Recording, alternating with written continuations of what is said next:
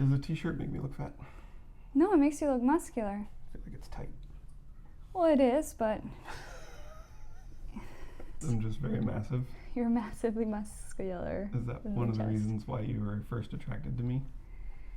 Hey guys, I'm Anna. And I'm Brian. And we are Those Annoying Vegans. Vegans. We're here doing another mukbang video. We Yeah. went to one of our favorite restaurants in Sherman Oaks called V Station. It's a Thai vegan restaurant, Yes. or vegan Thai restaurant.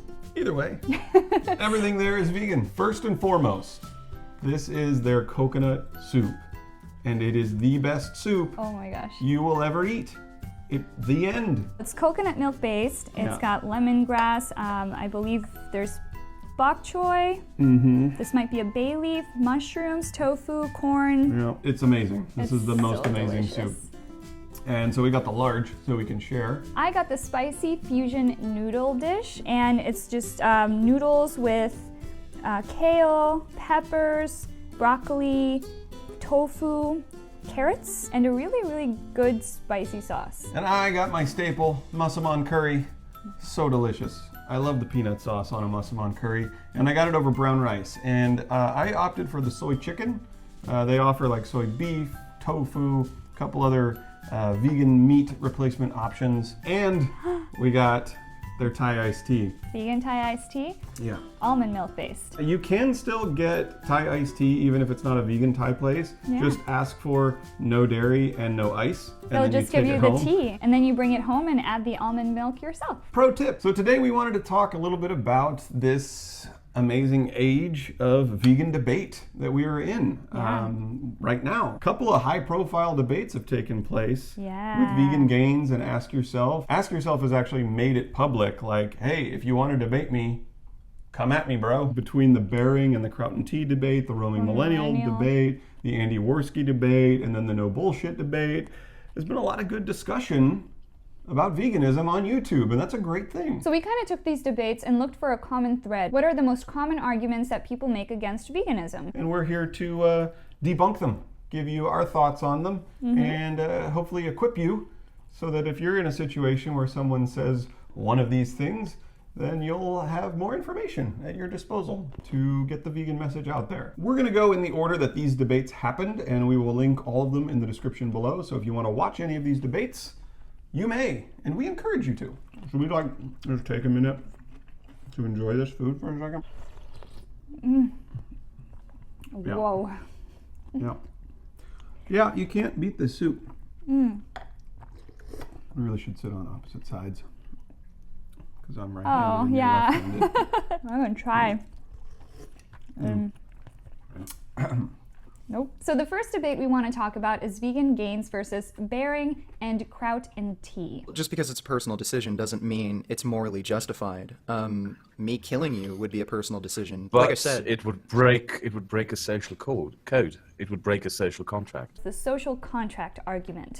That argument is very weak because it only describes the here and now and doesn't address the why or the, well, should we? We've decided as a society that killing cows, pigs, and chickens is okay. Because we've always done it, it is okay to continue doing it. Slavery, that was once an acceptable form of exploitation. To simply argue that right here and right now, the majority of society feels okay with exploiting these animals, that doesn't justify the exploitation. At some future point down the road, it will be uncommon to exploit animals. That will be looked down upon and like, dude, what are you doing? Why are you doing that?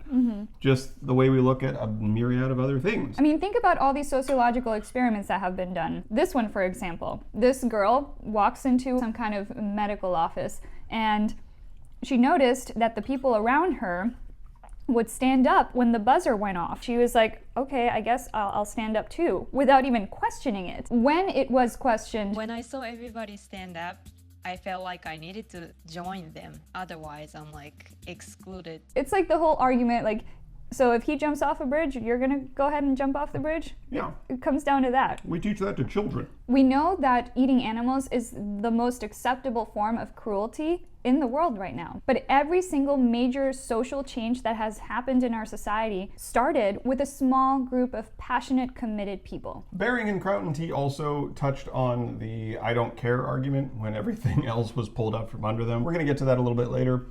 But as vegan gains and ask yourself, always call out the logical fallacies in everyone's argument. This debate was pretty much an appeal to tradition and an appeal to the majority. Hey, the majority of people do it, so it's fine. Which is a horrible, horrible justification for anything, really. The issue, Bearing, is you're just putting like arbitrary values on things. It's like, dogs are important to me, pigs aren't. Pigs suffer and die. Yeah, I like bacon. Yeah, This doesn't... I'm a subjective person like everyone else. I have subjective views. You have your ethical standards. Your ethical standards Okay. are to be debated. They don't just simply apply to me merely because they are your ethical standards. We don't have to make an ethical argument for slaughter because we don't even believe there is an ethical argument to be made. The majority of people don't see this as immoral, and thus it is not immoral, which, also, again, what? Of course morality is subjective. It doesn't exist in the universe in the same way that gravity exists or electromagnetism exists, which is funny when non-vegans will try to get vegans to like prove that morality is a real concrete thing that exists. Yeah. It isn't. So yes, you can say that, well, it's only immoral to murder a human being because we decided it was immoral to murder a human being. True.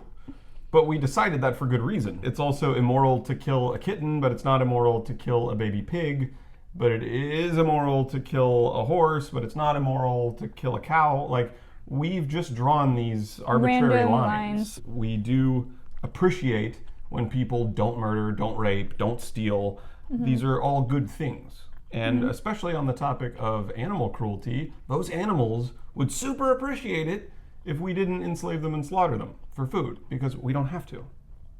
So why do it? We had to create laws to support our moral beliefs. In some cultures, cows are sacred. In our culture, they aren't. In some cultures, women are still treated as second-class citizens. Morality is subjective.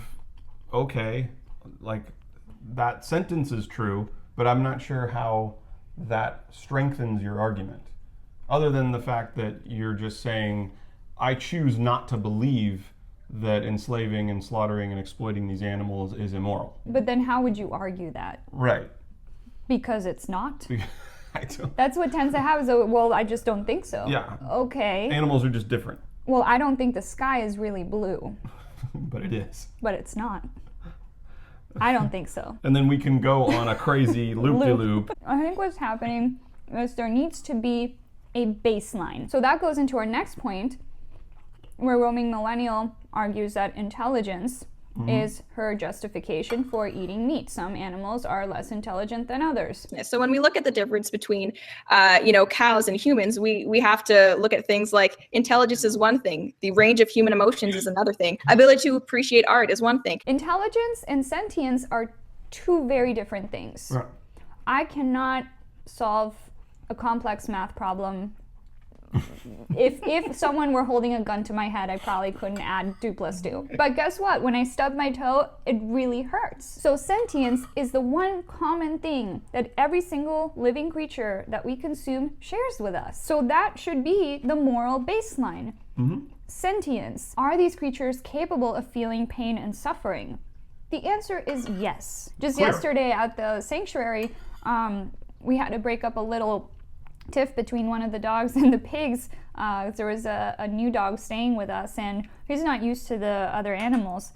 And he got out and started just going at the pig. He got a little bit of his ear, and the pig squealed. Presumably in pain. What does that tell you? The pig doesn't like his ear being chomped on because it hurts. Intelligence is just as subjective a justification as morality. You can have scales and you can say, oh, well, humans are at the top of the intelligence scale. I don't know about that, because let me tell you about that study that was just released. Wrecking the planet pretty good. And it's the only planet we have to live on. The other day on Good Morning America, they were saying that The Innovation Center for U.S. Dairy reported 7% of American adults think chocolate milk comes from brown cows. 48% didn't know. I mean, what does that tell you about intelligence? More than anything, that goes to prove that people don't think about where their food comes from. The other day I was working on set and someone asked me, oh, did you try the ice cream? I was like, no, I'm vegan. And she's like, isn't ice cream vegan? Oh, no, I guess it's not, huh? It comes from cows, dairy. Oh, okay, yeah. It is such a disconnect that people have with what they're putting into their sacred bodies. And so that brings us to Roaming Millennial's other point in the debate, which was health. We need to eat animal products to be healthy. Combined with the fact that my body is made for digesting meat and that it is part not- of it, humans are omnivores. Prove it. Name one physiological adaptation we've made to eat meat. This should be blaringly obvious that you don't need animal products to be healthy, because otherwise every vegan on Earth would die. But in fact, not only are vegans perfectly healthy, but they're healthier than omnivores. The whole idea like, oh, you need meat for health, that seems like the stupidest argument Well, the problem that is you when could people possibly make. when people bring that up, they don't even know how to argue it. Like, she couldn't name the enzyme. People seem to just spew these non-facts based on what they've heard, based on cultural, societal norms, based on advertisements, without knowing. There have been many people who have debated us on the health aspect, and the one thing we always say is, can you please list your sources? Can you go Yes. and can you just show us where you're getting this information, because it doesn't make any sense whatsoever. Like, people say, no, you can't get all the protein you need from plants. Show us where you got that, because it's not true. I can't decide if people actually believe those health arguments or if they're just saying it in the face of Pressure? something. I'm a vegan and here I sit before you in perfectly good health. So you can't actually believe that you can't get all the nutrients you need on a vegan diet. Just today we were having a discussion with somebody on Instagram who told us that you can't... Discussion. Yeah, we'll put discussion in quotes. This person said you can't get enough protein, and it's also not the right kind of protein if you eat plants.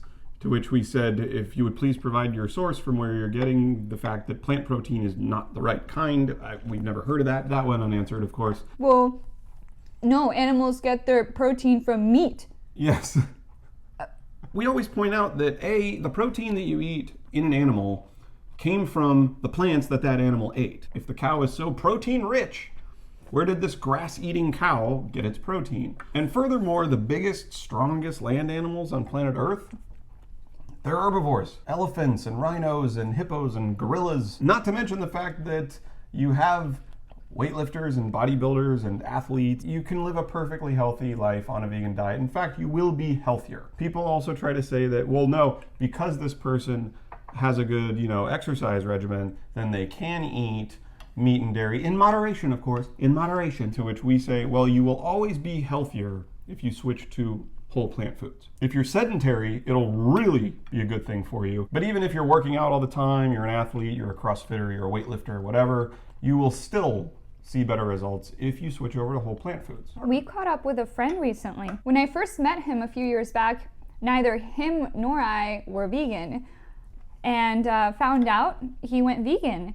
And I was like, oh my gosh, like how did that happen? He was having some major health problems, and he said, look, I went to my doctor and he said that I was borderline about to get diabetes. And I went vegan and it all went away. As Michael Greger said, if all a vegan diet could do for you was stop our number one killer, which is heart disease. By the way, that's thrown around a lot. Our number one killer, heart disease. Number one killer, heart disease. It doesn't quite sink in. What that means is, if you eat animal products, you will probably die from heart disease. That's what that means. And if that's all a vegan diet could do, Right. was just cut down on our number one killer, then shouldn't that be the default diet until proven otherwise? Just today, the coroner released some results for why Carrie Fisher died, although they did say that there were multiple factors. This article on CNN says she also suffered from drug use and atherosclerotic heart disease, a condition in which fats, cholesterol, and other substances build up on the artery walls, the statement said. It's one of the factors, but it certainly didn't help. She was also a smoker, took prescription drugs for depression and whatnot. But the fact that they even cited that as a potential cause. That's what they found in her arteries. It's always funny too when youngish people will argue with us and say, I eat meat all the time and I'm perfectly fine. Well, you're Okay. 16, come back to us in a few years and let us know how it's going. I remember we had that one person say, like, if all these facts were true, then people would be dying off within 50 years. They are. They are. Because you start to see signs of atherosclerosis in your 20s, and then 50 years later, what is that? Oh, that puts us in our 70s, where a lot of people die. Do people hear what they say when they say it? Part of the problem is when you're young, you feel like you're going to live forever.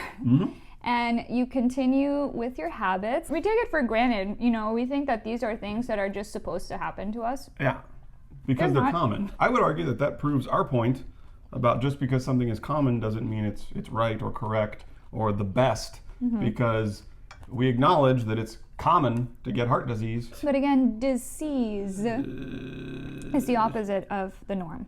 Dis-ease. I guess, again, to recap really quick, as we've said many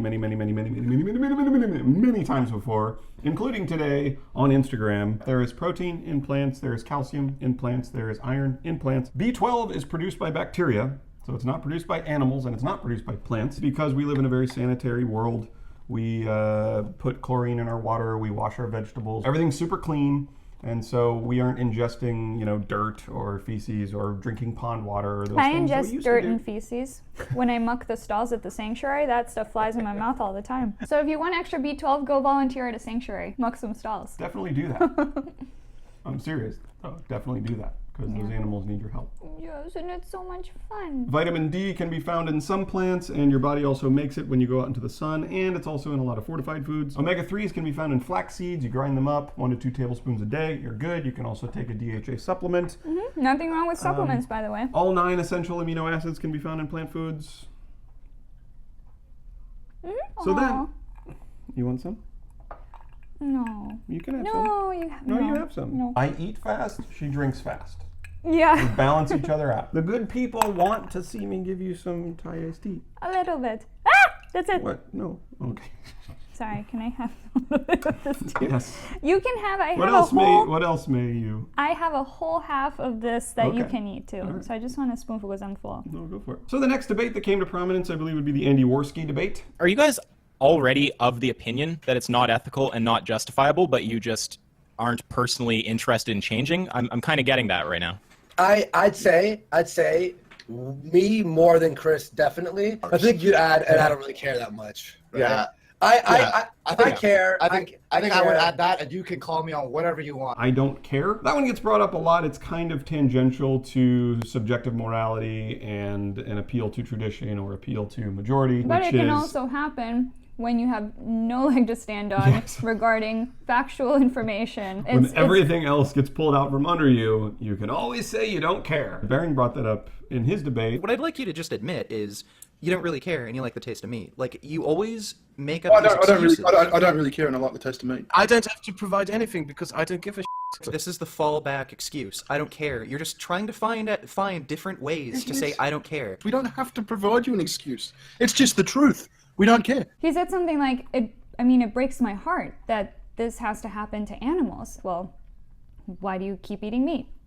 And he said, well, I like meat more than it breaks my heart. But I'd be happy if the industry shifted gears or something like that. The industry just magically changed. But guess what? That's in your hands. Yeah, Baring. If you keep buying it, they'll keep selling it. Because corporations, we've said this before too, they're not inherently good, they're not inherently evil.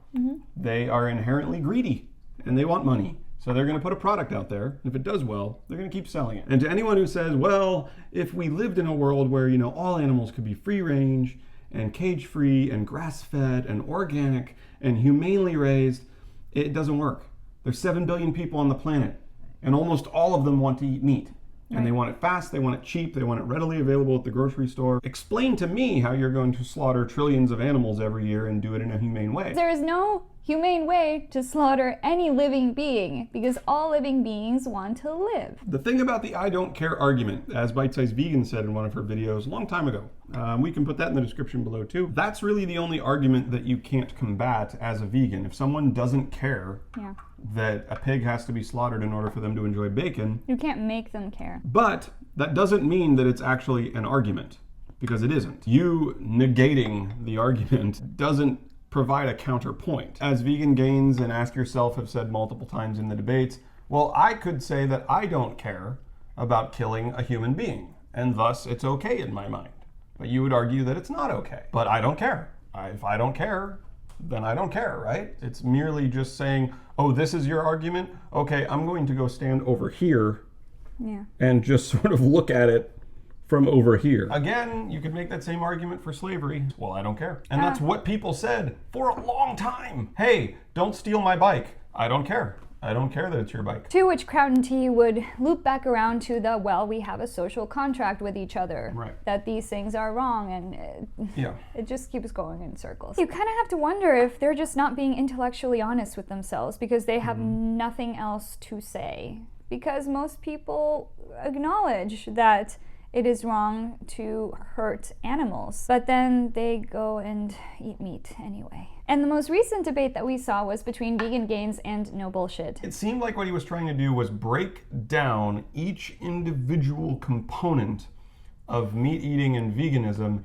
and separate them as though they don't relate to one another whatsoever. That was painful to watch. Animal rights is over here, and reducing animal deaths is way over here, and they have nothing to do with each other. You say we can't kill animals for meat, but we can kill them for wheat, or just replace wheat with corn, or replace wheat with another crop. Animals die from crops. Animals die when we harvest crops. And thus, it's okay if animals die when we eat them for their flesh. Sound logic. Sure, animals die when crops are harvested. But what we are trying to do is reduce harm to the best of our ability. Okay? That's actually the definition of veganism. What bothers us about this argument is that it basically removes intent from the equation. Intent is a big part of the equation. And you acted like it wasn't. Intent's a different thing. We're just talking about reducing animal deaths. No, intent is everything. Removing intent from anything is a horribly unstable argument, because that's why we have such a thing as involuntary manslaughter and first-degree murder. We recognize that those are two different things. Or if you accidentally walk out of somebody's house with their pen, did you steal their pen? The intent in growing crops is for us to grow crops.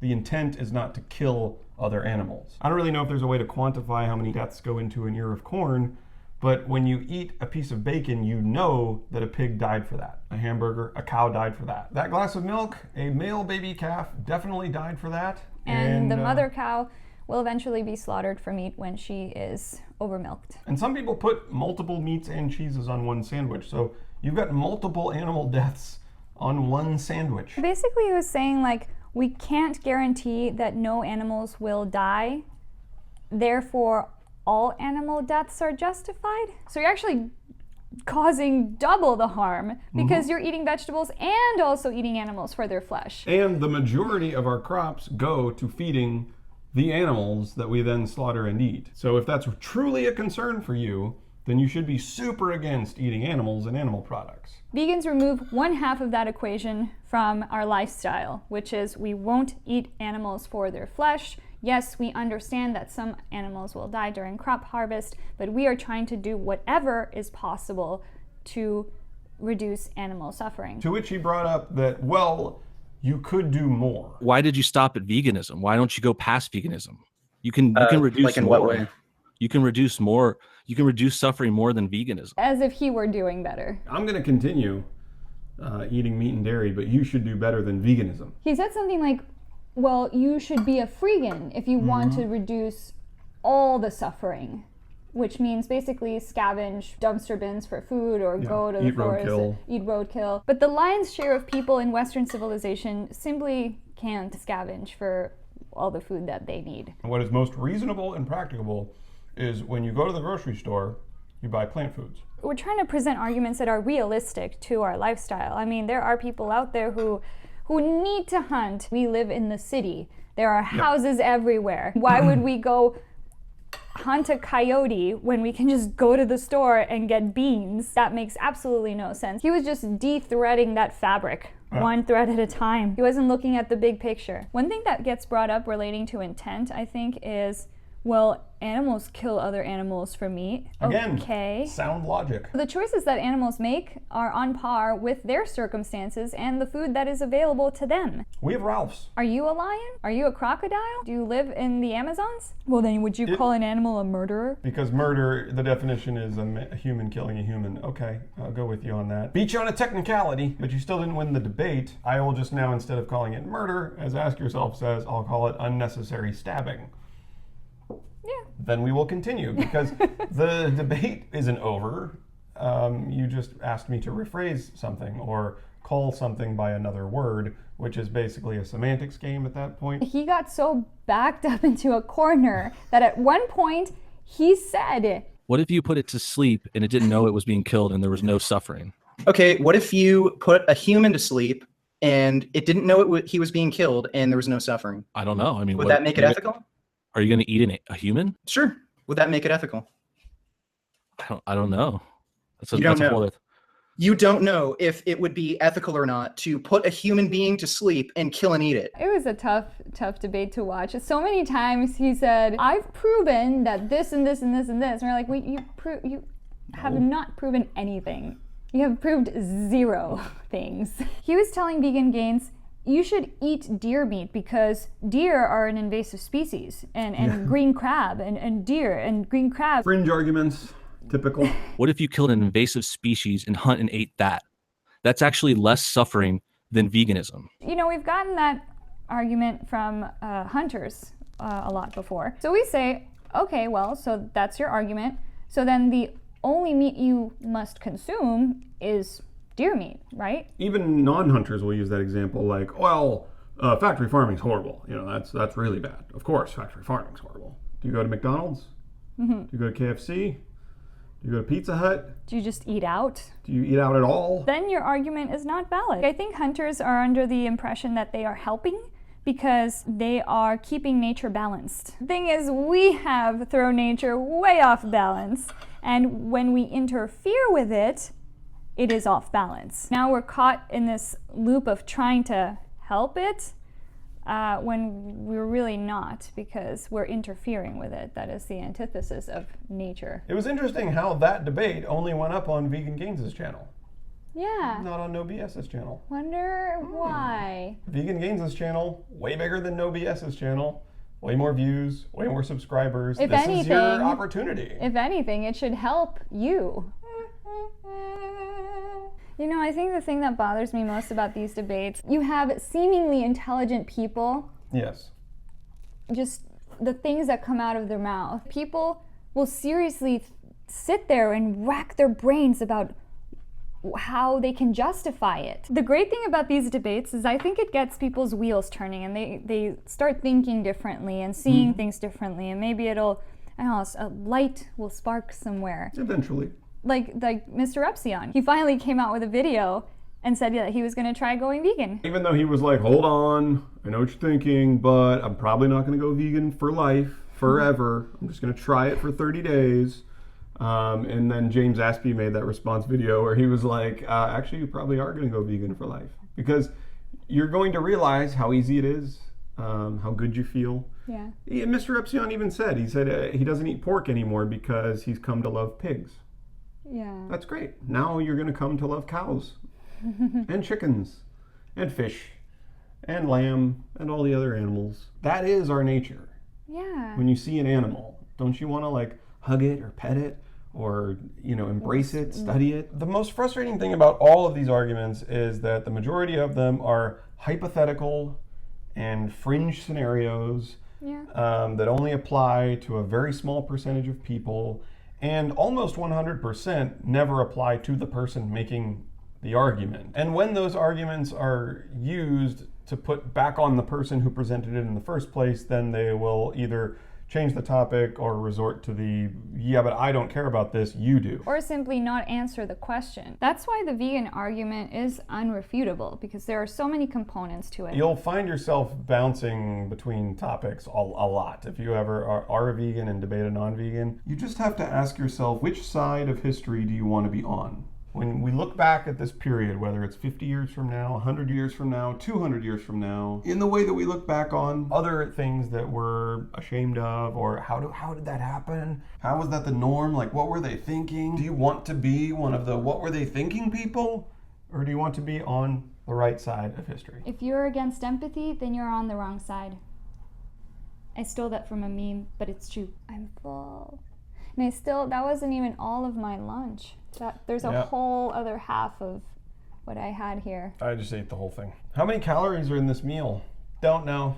Don't care. How many carbs? Don't know. Don't care. If you'll watch these videos of us at Olympic lifting this morning, look at our shirts.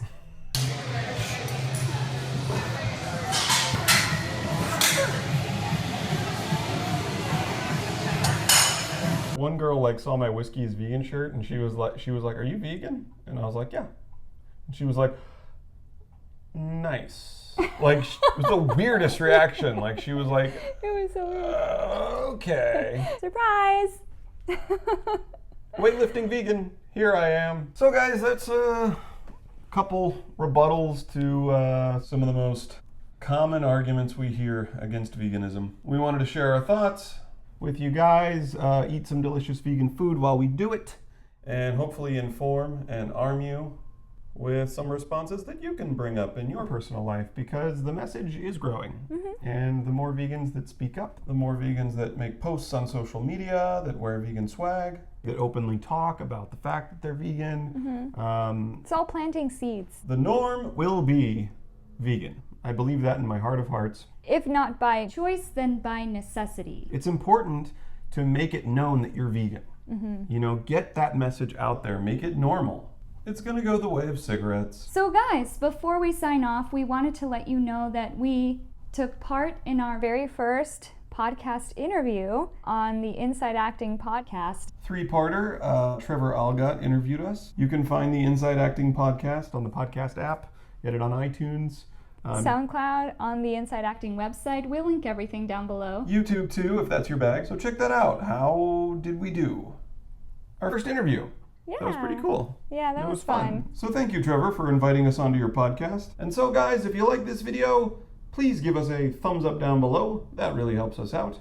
And if you haven't already, subscribe. We will bring you something new every week. And as always, check out our store for some vegan swag. Bye. Bye. Siri, do you eat meat?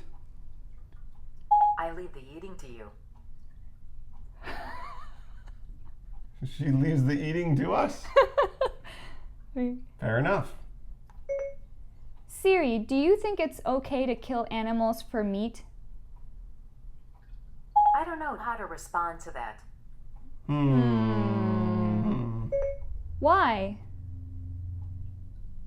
I don't know. Maybe the Genius Bar folks can answer that. Gotta take it to the Genius Bar. Hey, Siri asked me to bring this to you, but do you think killing animals for meat is wrong? Again, Siri asked me to bring this in to you.